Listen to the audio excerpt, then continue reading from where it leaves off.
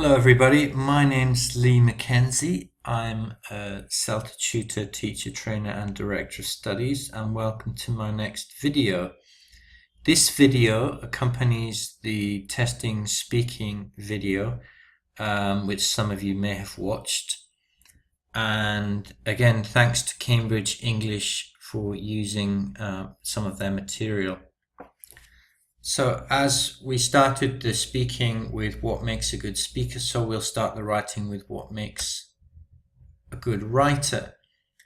You can pause the video and think about this for a few seconds.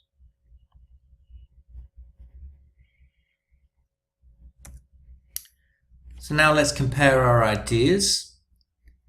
A good writer organizes his or her ideas logically. The most obvious way is into paragraphs. If it was an essay, this would include an introduction, some form of body, maybe the pros and cons, and a conclusion. And you would expect it to be organized in this order and not starting with a conclusion and then following with an introduction. Linking of the ideas. As I speak, I link my ideas to ideas I've mentioned earlier, and those ideas are linked to ideas I will mention later on. The sentences that I just said, for example, were linked by lexical cohesion, by the repetition of the word ideas and the word those and the word and. So there are different ways of linking your ideas, and in writing there are many complex ways of linking these ideas.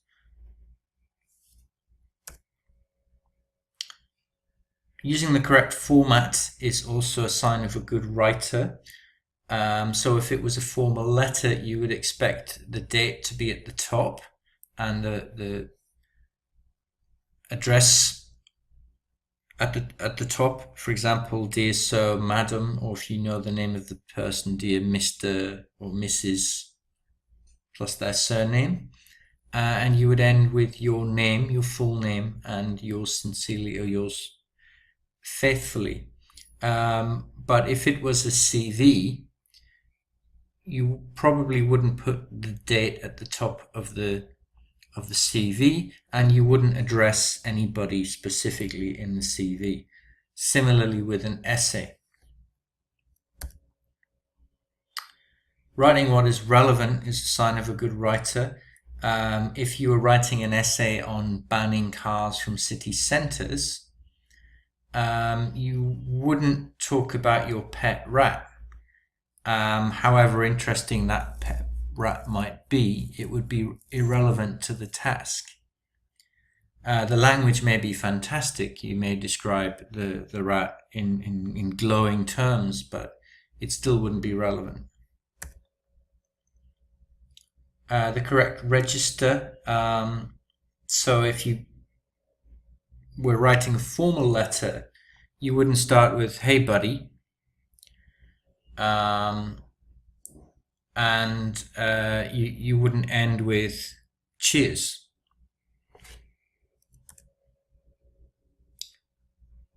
Clearly communicating the message. This is even more important in writing than in speaking, because typically the person that you're writing to is not there to ask for clarification.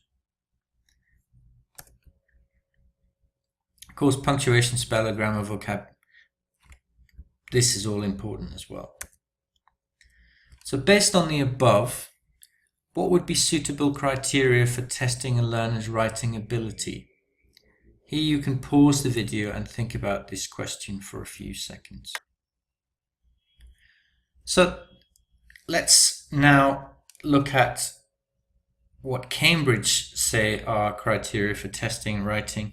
Again, as with speaking, more than 5 categories makes it cognitively difficult to assess. And this competence can be broken down into sub-competencies. Cambridge do this in the following way: content, organization, language, and communicative achievement. So let's go into a bit more depth regarding what these terms mean. And here I have a task for you.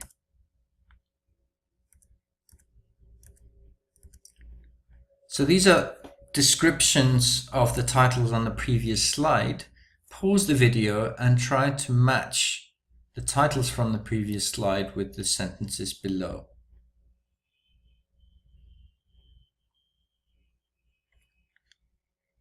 Okay, now let's compare our ideas. The first one, content. Any guesses for the second one? Communicative achievements. Any guesses for the third one? Organization. And finally, language. So it's important not to overemphasize the importance of language. This is one aspect of good writing, but it's not just about being accurate. It also depends on the content. Is the content relevant? It also depends on the communicative message. Has the message been conveyed effectively? Is the language used appropriate? Is the register, the level of formality, appropriate? And is it organized appropriately as well, in the right order? Is it logical in terms of structure? So another task here, you can pause the video and try to rank the above 4 areas from most to least important, 1 being the most important and 4 being the least important. There's no correct answer. This is just to consolidate these ideas. Okay, moving on. The next slide contains criteria for writing. What do you think the level is? Well, if you look closely in the top left-hand corner, it tells you that the level is B2, which is first certificate level, or just below an IELTS band 6.5. And this is a mark sheet, a way of marking a student's piece of writing, and you would give them marks out of 5 in the 4 categories: content, communicative achievement, organization, and language. So here's the question: how many marks would you give them in total? 20 would be the right answer. And the minimum number of marks that they would get, any guesses? The answer would be 0. If, for example, in terms of content, not all the content is relevant, but the target reader is very well informed, maybe not fully informed, you would give them a 4. If, however, the content is not totally irrelevant, but mainly irrelevant, maybe you would give them slightly more than a 0, but maybe slightly less than a 1. Okay, so now let's try and put these criteria into practice. Here is a task by Cambridge English for B2 level, FCE. And looking at the task here in the grey box, what would you expect a good answer to this writing task to include? Pause the video and think about this for a few seconds.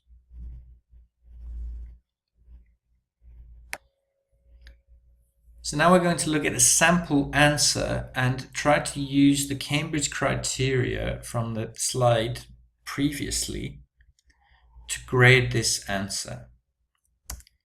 Now here is the answer.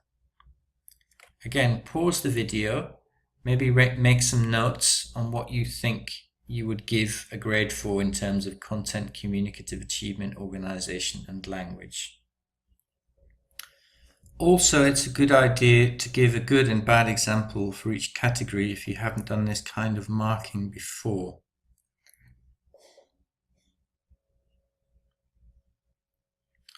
Okay, now before moving on to look at what Cambridge would give as a grade for this piece of writing, did you notice anything about the style of the writing, the handwriting? I deliberately chose a font that may be difficult to read. It's called Chiller and may create a negative impression on the target reader. However, I don't think I would mark the person down for their handwriting.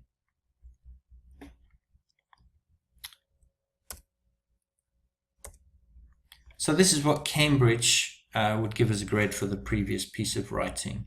You can pause the video and read this at your own leisure.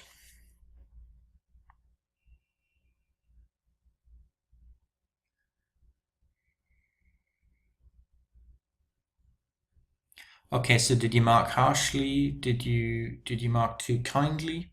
Again, as with speaking, it will take practice, and as I mentioned, there is a level of subjectivity. So don't be too harsh.